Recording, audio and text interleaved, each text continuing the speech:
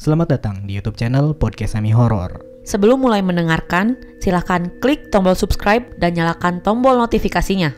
Jangan lupa untuk gunakan headset kalian dan selamat mendengarkan. Oke, selamat datang kembali di Podcast Semi Horor. Dang. Kayak acara-acara TV. Kayak di TV. TV.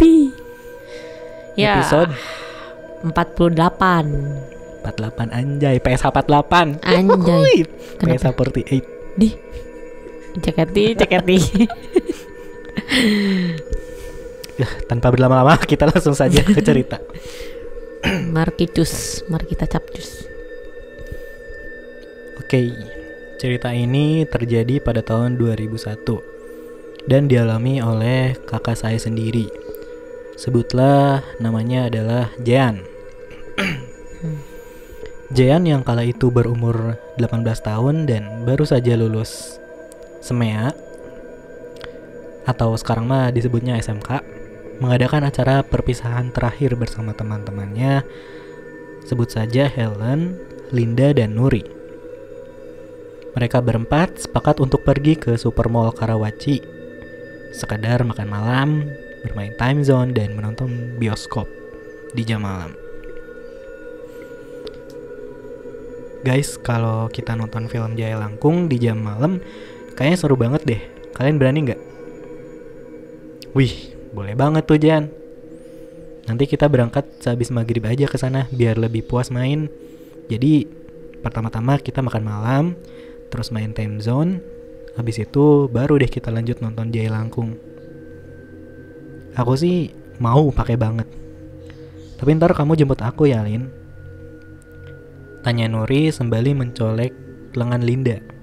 Idih, bisa banget kamu ngerayunya. Haha, iya deh. Buat kalian apa yang enggak sih? Pokoknya nanti urusan transportasi biar Linda yang atur. Semuanya pasti beres. Emang Linda ini anak orang kaya. Sewaktu sekolah pun udah sering banget dia bawa mobil sendiri ke sekolah. Tapi tetap humble. Nanti pasti kita pulang tengah malam nih. Apa kita juga gak sekalian nginep di rumah Linda aja guys? Lagian pasti takut pulangnya setelah nonton film. Tanya Jean sambil mengedipkan mata ke 3 teman yang lain. Bener tuh, sekalian aja nginep di rumah Linda. Kan papi sama maminya Linda lagi di Aushi. Yang ada di rumah Linda cuma adiknya dan pembantunya aja. Kita bisa lanjutin have fun-nya deh. Jian, bukannya kamu udah punya rumah juga di Lipo Karawaci? Harusnya kita-kita orang yang nginep di rumah kamu dong. Tanya Linda. Iya sih, tapi kan belum selesai Lin rumahnya. Emang kalian mau tidur di bedeng? Aku sih enggak. Udah gini aja guys, saranku kalian izin ke orang tua masing-masing mau nginep di rumah Linda. Toh rumah Linda kan gak jauh dari mall itu. Dan buat Linda pasti kamu gak keberatan kalau kita ini nginep semalam di rumah kamu. Ide baik dari Helen akhirnya disetujui oleh Linda. Maklum mungkin Linda pun kesepian di rumah yang besar namun seperti tidak berpenghuni. Karena kedua orang tuanya itu sibuk berbisnis di luar negeri. Oke, jadi aku dijemput Nuri dulu karena rumahnya paling jauh. Langsung jemput Helen sama Jean karena rumah kalian berdua kan deketan, hanya beda komplek aja. Nanti pulangnya langsung ke rumah aku. Besok pagi baru aku anterin kalian pulang ke rumah masing-masing. Gimana tuh? Tanya Linda. Nah, boleh tuh, setuju. Keesokan harinya, di waktu yang telah dijanjikan, Linda menjemput Nuri, Helen, dan terakhir Jean menggunakan mobil sedan. Gila, jadul banget tuh, 2001. Linda langsung mengemudikan mobil sedannya menuju Supermall Karawaci dan tiba di sana pukul 19.00 malam atau jam 7 malam. Oke guys, let's have fun. Teriak yel-yel mereka berempat di dalam mobil. Jean, Helen, Linda, dan Nuri nampak sangat berantusias sekali. Setibanya di Mall Karawaci, mereka langsung menuju ke tempat makanan fast food. Mereka lebih memilih tempat makanan fast food karena harganya cukup terjangkau, rasanya enak, dan penyajiannya pun cukup cepat. Guys, kita makan di KFC aja ya biar nggak kelamaan. Lagian udah jam 7. Habis makan langsung beli tiket bioskop. Baru deh sambil nunggu filmnya dimulai, kita main-main di time zone. Sehabis makan, 4 sekawan itu langsung memasuki loket tiket bioskop dan membeli 4 tiket di barisan paling belakang, atas tengah. Keseruan malam itu mereka lanjutkan dengan bermain di wahana permainan time zone. Gelak tawa mewarnai setiap aksi mereka saat mencoba satu persatu wahana permainan tersebut. Jean, Helen, Nuri, dan Linda sangat menikmati kebersamaan mereka saat menghabiskan malam merayakan perpisahan sekolah dengan caranya.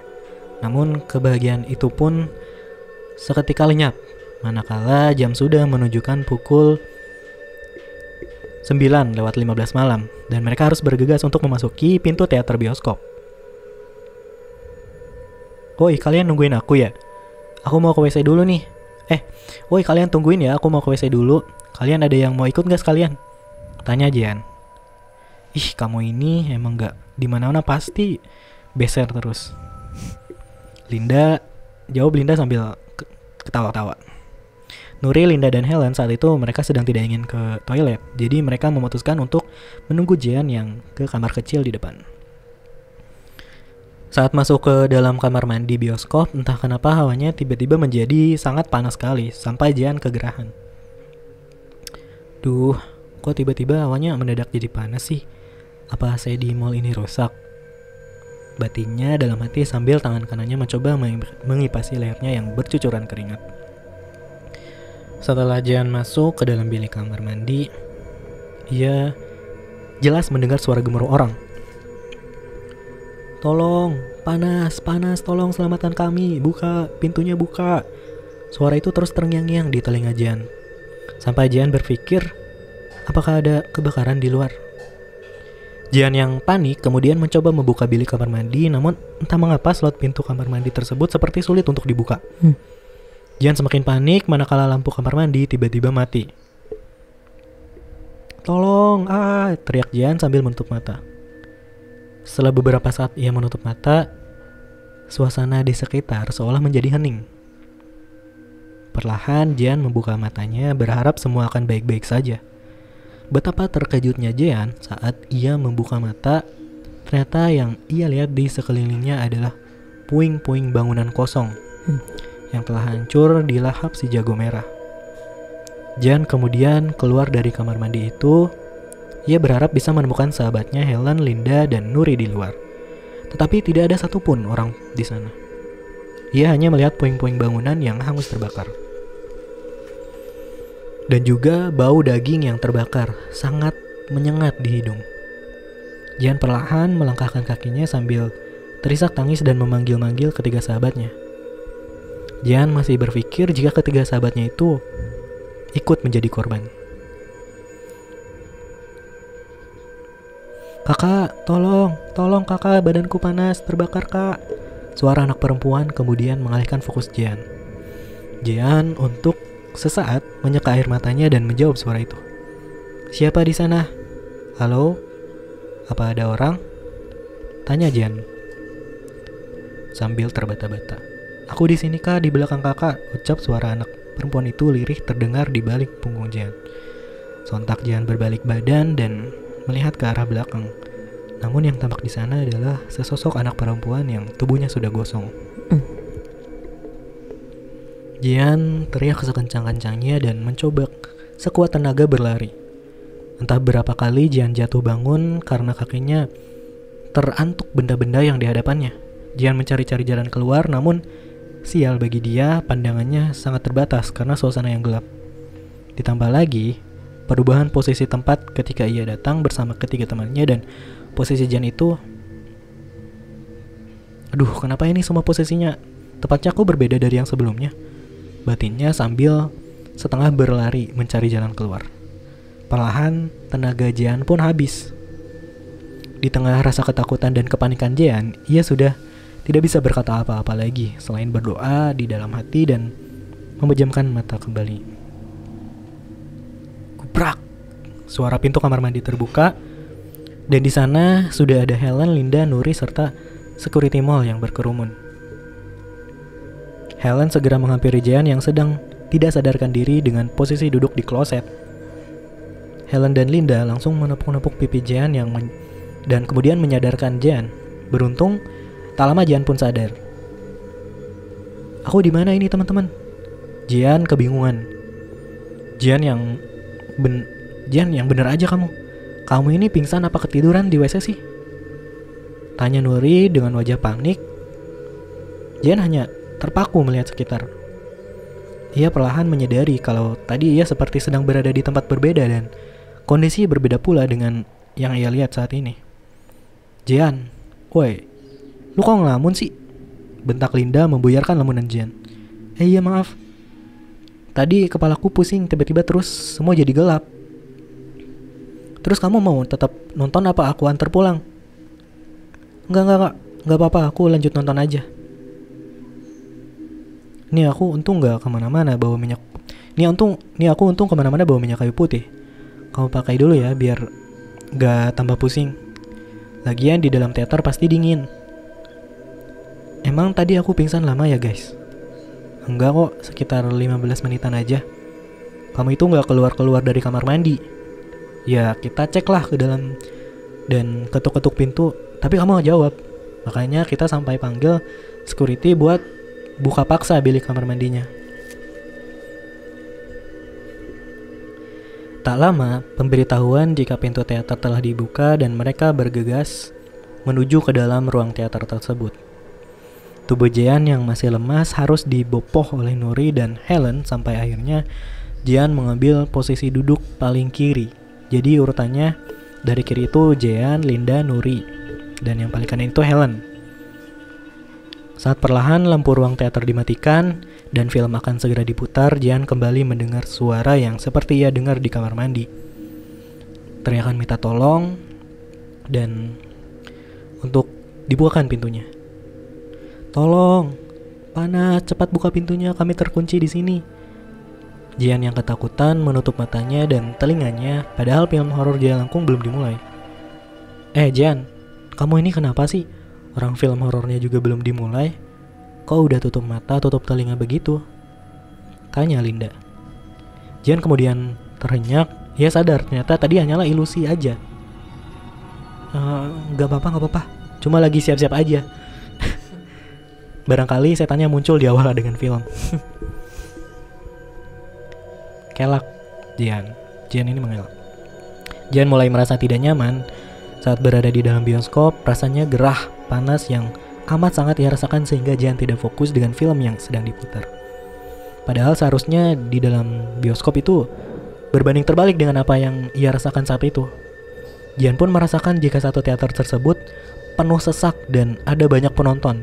Padahal nyatanya penonton dalam ruang bioskop itu hanya tersisa sekitar 20 orang saja, termasuk ia dan 3 sahabatnya. Lin, kamu ngerasa gerah gak sih di sini? Kok aku kegerahan banget ya? Sampai ngucur keringat. Apa mungkin karena bioskop ini penuh terisi banyak orang? Aduh Jan, kamu itu kenapa sih? Kok aneh banget? Ini tuh dingin, keles. Tuh lihat, aku aja sampai pakai jaket. Lagian kamu ini gak selesai ngelindur ya? Orang bioskop sepi, kamu bilang penuh. Coba aja tuh kamu hitung baik-baik penontonnya. Gak ada sampai 25. Udahlah, kamu banyak ngaconya nih. Aku jadi gak fokus mau nonton film Jalangkungnya. Jawab Linda. Nah, si Jean ini masih kebingungan karena ia merasa di dalam ruang teater bioskop itu hampir semua kursi dipenuhi oleh penonton. Mencoba kembali menyiritkan mata dan perlahan menghitung jumlah penontonnya. Iya kok bener yang diomongin sama Linda, dalam teater ini cuma ada sekitar 20 orang aja. Batin Jean. Baru selesai menghitung, ia dikagetkan dengan suara yang ada di bangku sebelah kirinya. Kok saya gak dihitung sih mbak? Kan saya juga lagi ikut nonton di dalam ruangan ini. Aduh, ngeri banget. Jean sontak sangat terkejut melihat pemandangan menyeramkan di kursi penonton kosong tepat sebelah kiri Jean. Jean pun menjerit sekencang-kencangnya sambil tubuhnya bergetar ketakutan. Hei Jean, sadar. Kamu kenapa lagi sih Jean? Tanya Linda, Nuri dan Helen yang kebingungan melihat Jean yang histeris. Padahal film Jalangkung tersebut belum ada hantunya, belum keluar hantunya. Shh, jangan berisik, kalian yang paling belakang. Kalau penakut ngapain nonton film horor? Ganggu aja deh. Gerutu penonton yang lain. Iya kak, maaf kak, teman kami lagi nggak enak badan. Sekali lagi maaf ya udah buat gaduh. Kalau sakit di rumah aja, nggak usah nonton film horor. Gimana sih? Ganggu aja deh, berisik lagi, teriak-teriak juga. Timpal para penonton bioskop satu sama lain yang merasa terganggu dengan suara jeritan Jean barusan. Aduh Jean, kamu ini kenapa sih? Aneh banget. Setelah dari kamar mandi tadi, kalau tahu gitu mending kita nggak usah nonton. Kasian deh kamu jadinya, nggak fokus. Jean merasa bersalah. Ia berkali-kali meminta maaf kepada teman-temannya karena perilakunya yang tiba-tiba mendadak jadi aneh. Jean kala itu masih menyembunyikan rapat apa yang sedang ia rasakan karena gak mau ganggu kebersamaan dengan 3 sahabatnya. Jean perlahan mencoba memfokuskan mata dan pikirannya untuk mengikuti alur cerita film. Namun lagi dan lagi ia selalu diganggu oleh suara di telinganya. Jean yang kesal kemudian menghiraukan segala macam suara yang ia dengar dan malahan seolah tidak terjadi apa-apa. 30 menitan film berlangsung, Jean kembali dikagetkan dengan penampakan 2 pocong gosong yang berdiri tepat di sebelah kanan Helen. Kedua pocong itu hanya terlihat diam saja, berdiri mematung ke arah Jean. Tenggorokan Jean seperti tercekat. Ia sama sekali nggak bisa berkata-kata. Hanya saja tangan kanan Jean yang menunjuk ke arah 2 sosok tersebut sampai sosok itu menghilang. Jean, kamu jangan buat kita takut dong. Kamu ini kenapa sih? Kok nunjuk-nunjuk ke arah kosong? Kita bukannya takut lihat film, tapi takut lihat tingkah kamu yang aneh. Udah, tenang. Ini kan bentar lagi juga filmnya selesai. Nanti langsung kita pulang terus istirahat. Mungkin Jean kurang istirahat, jadi dia berhalusinasi. Jean hanya mengangguk, ia tidak mau menjelaskan yang sebenarnya terjadi. Setelah film Jalangkung 2001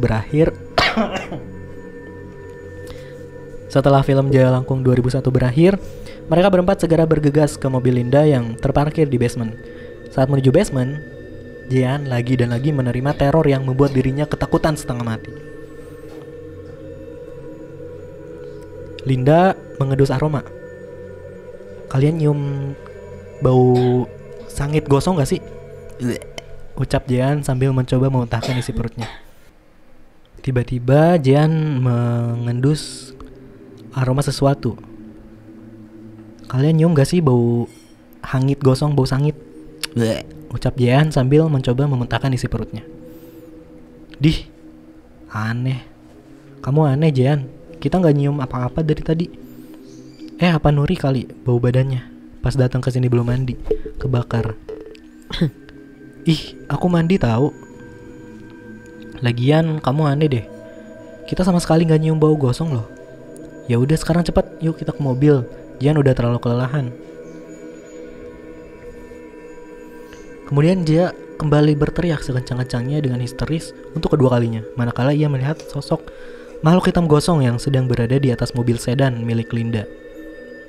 Jean, kamu kenapa lagi sih? Gak capek apa teriak-teriak mulu? Jean kemudian terisak tangis. Ia sangat kesal karena setelah dari peristiwa kamar mandi tadi, dirinya merasa selalu diteror oleh penampakan suara bahkan bau-bau yang aneh. Iya, gue janji bakalan cerita sama kalian semua kalau udah ada di rumah Linda, jawab Jean dengan terisak.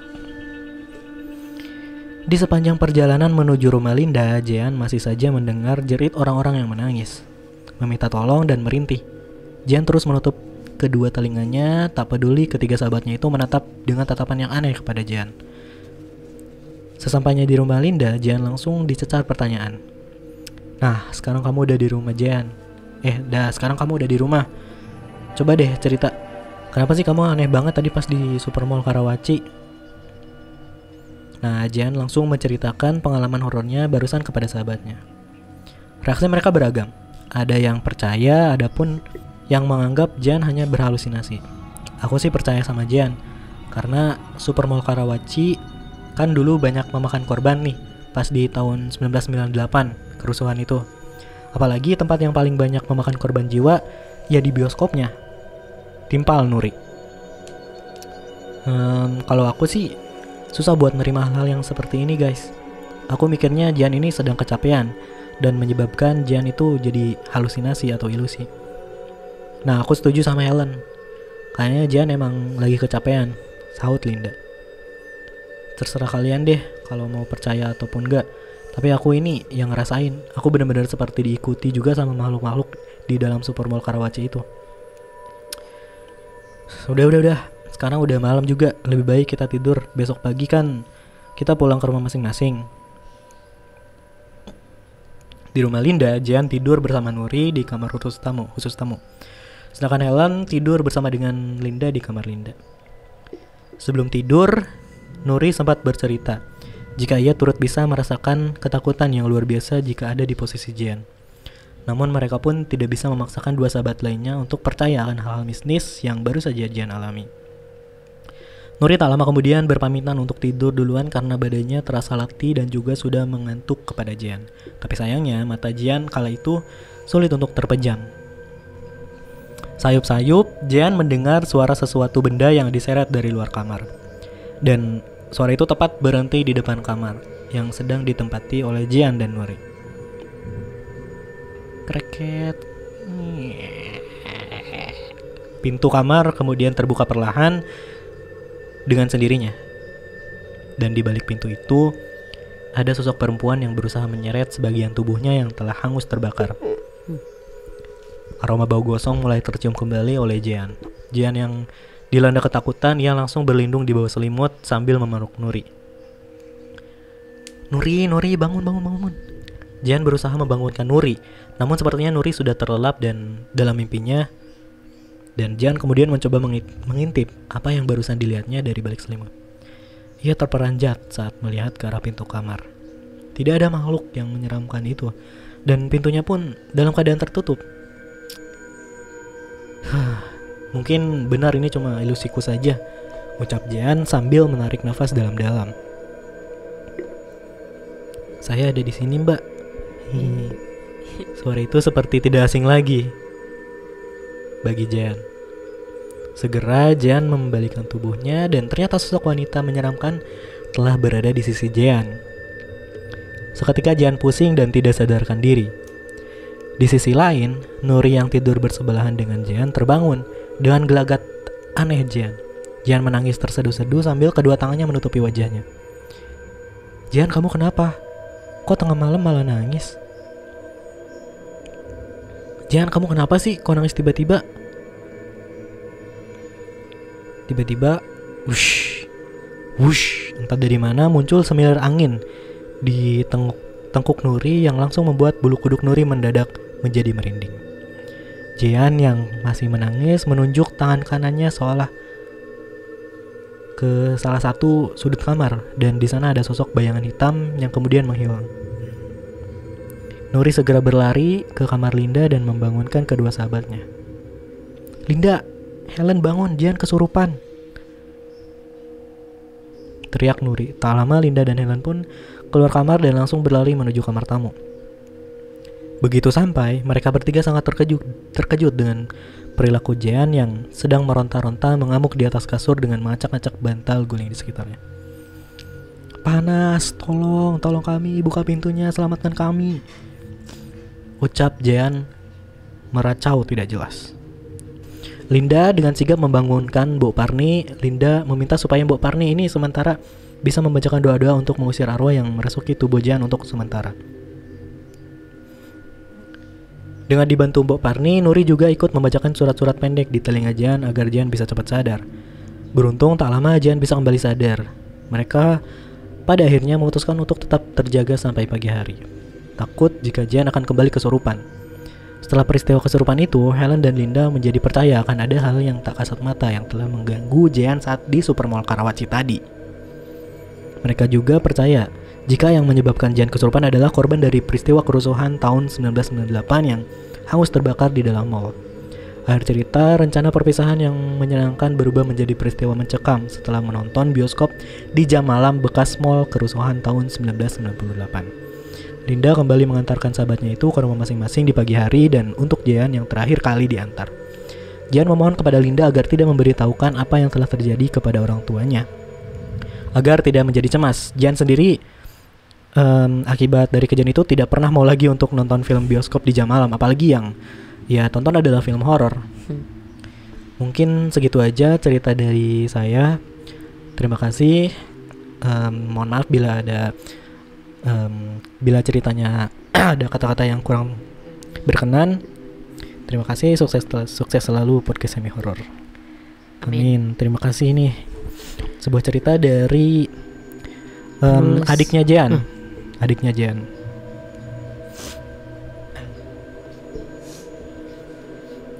Mungkin si Jean ini diceritain sama si adiknya Jean ini diceritain sama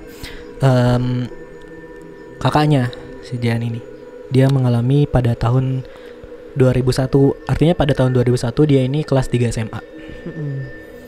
Dan si mallnya sudah diganti ya, jadi mall super mall Karawaci. Yang tadinya kalau nggak salah mall Klender deh, kalau nggak salah. Ada filmnya tuh, kerusuhan 98.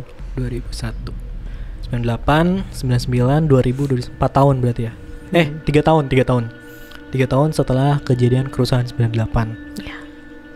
Wah masih anget sih sebenarnya. 3 tahun udah berani nonton di situ dan udah tahu ceritanya, itu bener-bener gokil sih. Malam-malam lagi cerita.